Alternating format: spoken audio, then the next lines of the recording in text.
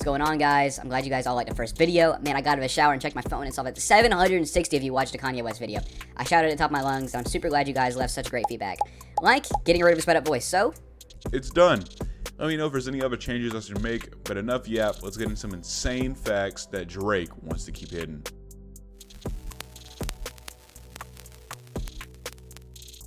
Starting off at number 1, we have the Millie Bobby Brown incident.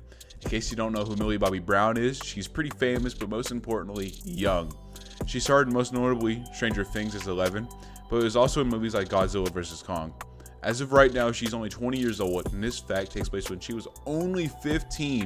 In an interview on the YouTube channel Access Hollywood, the reporter asked Millie about her relationship with Drake, where she then compliments him, but then points out something pretty disgusting.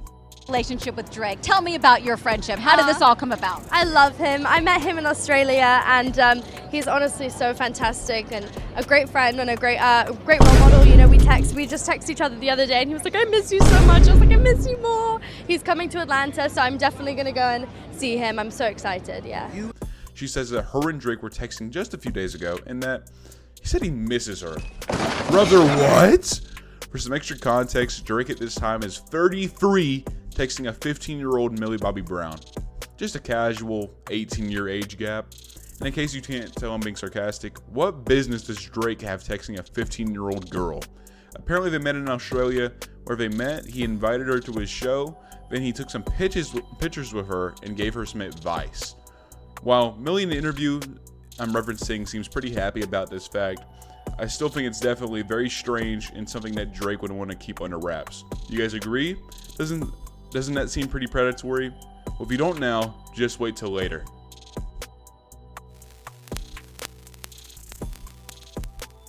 Cooling down for a minute, fact number 2 is a little bit more goofy, but it's still something that Drake has kept hidden from the public mostly. It has only spoken about it once from what I can tell.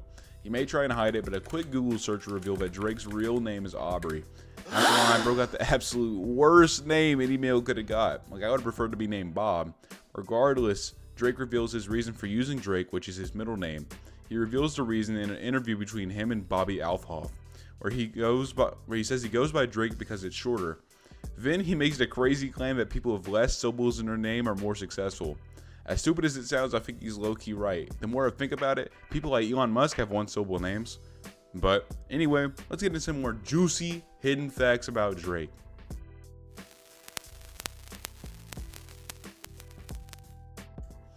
Next fact is a little bit darker, so brace yourselves. What we're talking about his involvement in the murder of XXXTentacion.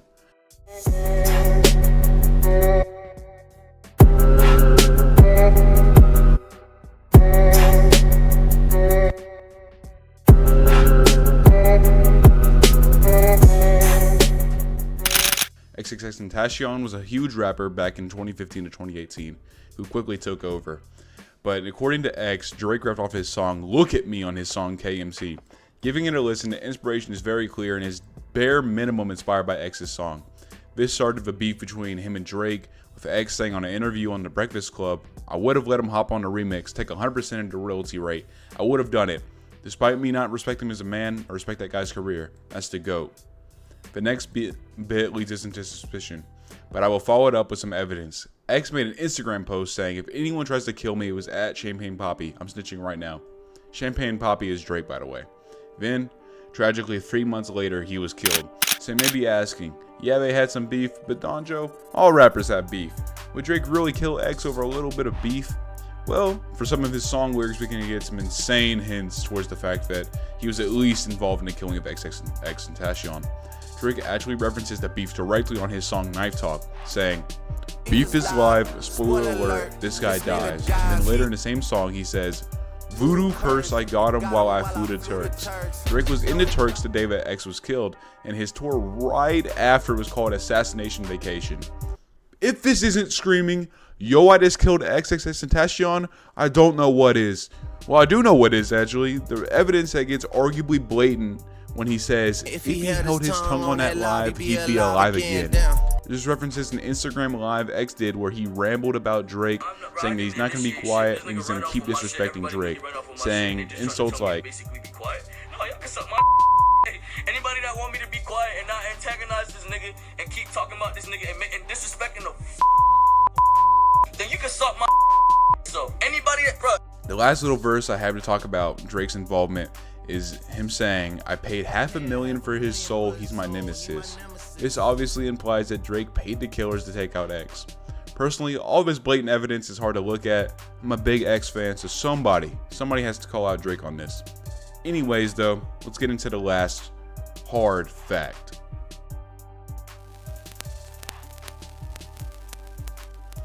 The last fact, we're bringing it all full circle. We've got another instance of Drake being an absolute creep to a younger girl.